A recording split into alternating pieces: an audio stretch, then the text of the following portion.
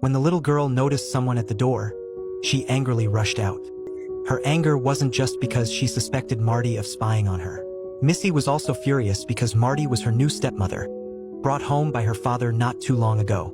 It was hard for her to accept that someone she barely knew would witness such a personal moment. Her talking to her late mother. Marty wanted to explain, but Missie wouldn't even give her a chance. People often say hurtful things in moments of anger, lashing out at those closest to them. Missie's harsh words deeply upset Marty, who began packing her things, ready to leave immediately. After all, she wasn't truly married to Missie's father, Clark. A few days earlier, Marty and her husband, Aaron, had come west to start a new life, but Aaron passed away unexpectedly. With no way to return home until next spring, Marty had no choice but to marry Clark. Clark, however, didn't marry Marty for himself. He hoped her presence would help teach Missie to read and, as a mother figure, help Missie open her heart again. But after everything that had happened, Marty felt she had lost all hope of connecting with Missie and just wanted to leave Clark's home. Yet, Clark urged her not to give up, still believing that Marty's presence would bring something new and positive into Missie's life. Clark's gentle reassurance calmed Marty down. She glanced at the red dress on the bed, the one Missie had wanted to show her mother, and suddenly realized what she needed to do. She found Missie's dress, checked its size, and decided to cut up her beloved red dress to make something special for Missie. That night, she worked tirelessly, sewing until dawn. When the sun rose, Missie awoke to find Marty, who hadn't slept all night, holding a new dress just for her. A smile finally appeared on Missie's face. In that moment, when Clark saw his daughter, he was taken aback. Missie looked just like her mother in that red dress. He hugged her tightly, tears welling up in his eyes, silently thanking Marty for her effort. The three of them headed to the town party together, and Missie, in her stunning red dress, became the center of attention. Everyone was speechless, amazed by her transformation. With newfound confidence, Missie pushed past the boy who had once picked on her. From now on, no one would tease her about not having a mother. On the way home, the jostling of the wagon made Marty suddenly feel the baby move. To her surprise, Clark noticed right away. Marty was taken aback. How did Clark notice that she was already pregnant? She felt a bit embarrassed. When they got married, she hadn't mentioned that she was pregnant with her late husband's child. But to her surprise, Clark didn't seem to mind at all. Since that day, everything seemed to fall into place. Missie no longer resisted reading. Under Marty's influence, she discovered a broader world within the pages of books. One day, while Clark went out alone to pray, Marty, out of curiosity, secretly followed him. In the West, there were no churches, so he treated the mountains and rivers as his place of worship, singing off-key songs. Marty couldn't help but laugh, but her expression soon turned serious. As she listened to the lyrics, she realized Clark was mourning his late wife in his own unique way. Not wanting to intrude, she turned to leave, but suddenly spotted the black horse Aaron had desperately searched for in the distance. It was because of this horse that her husband had lost his life. At that moment, snow began to fall from the sky.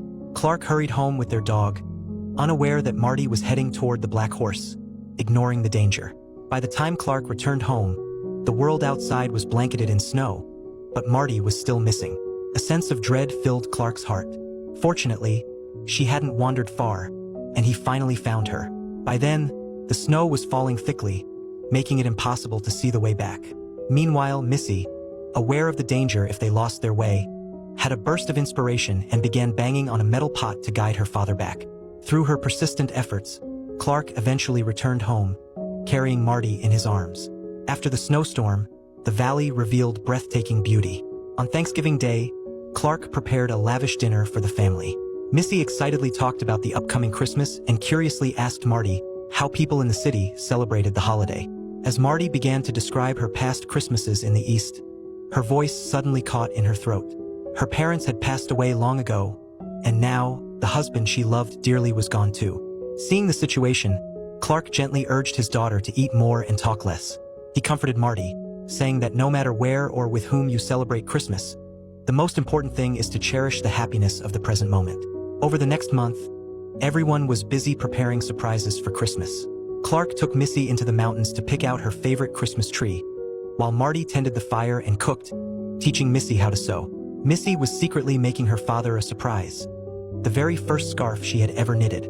Clark, who was skilled in woodworking, not only crafted a wooden dollhouse for his daughter but also built a crib for Marty's baby. On Christmas Eve, Clark sat by the fireplace, reading Christmas stories to his daughter. Watching this scene, Marty found herself in a daze. Wasn't this the home she had always dreamed of? 2 months flew by, and when Marty went into labor, snow began to fall heavily once again, blocking the roads and preventing them from getting a doctor. The only person who could help was Clark, who had experience delivering calves. Surprisingly, he seemed quite calm about it. Even though Marty resisted with all her might, the labor pains quickly made her give in. With a loud cry, she gave birth to a baby boy. She named him Aaron, after his father. As the snow began to melt and the earth started to awaken, the day of Marty's planned departure drew closer. Yet, for some reason, she found herself becoming more attached to this land. One day, while goofing around in the field with Clark, they both burst into laughter. Something unspoken sparked in the air between them. Just when Clark finally mustered up the courage, the baby's cries interrupted them, and Marty hurried away. Her racing heart told her that she might be falling for Clark. But what about her late husband? She still missed him too. And suddenly, she didn't know how she felt anymore. One day, the barn suddenly caught fire. Clark worked hard to rescue the cattle and horses, but the wagon Marty used to get home was lost in the flames. While Marty was tending to his wounds, Clark wished Marty would stay, but life in the West was hard, and he didn't dare to hope for too much. However, as Marty looked down, she missed the way he silently begged her to stay, mistakenly thinking he wanted her to leave. Feeling frustrated, she couldn't help but lash out at Clark. Clark wasn't upset by her harsh words. Instead, he took Marty to the hilltop where he usually went to pray. Marty closed her eyes, letting the wind carry her thoughts back over the ups and downs of the past year. From losing Aaron so unexpectedly to Clark showing up just when she needed him most, offering her shelter and support. Although there had been pain, this year was also filled with warmth, kindness, and a sense of redemption. She had fallen in love with Clark, but that didn't mean she would forget Aaron. She would cherish all their beautiful memories, keeping them safe in her heart. Feeling calmer, Marty left a note for Clark, hoping he would respond or ask her to stay. But he did nothing. The day of her departure finally came. Clark and Missie took her to town, where the wagon heading back east was waiting. Missie was already in tears, her face streaked with sadness. Marty gave Missie the pendant her mother had left her. She had already come to see Missie as her own daughter during this time. No matter how far apart they might be, they would never forget each other. After Marty left, Clark took his daughter home. As he looked around the empty house, a deep sense of loss washed over him. He retreated to the barn, locking himself away as he cried and prayed. He cried uncontrollably, and maybe it was his sincerity that moved God.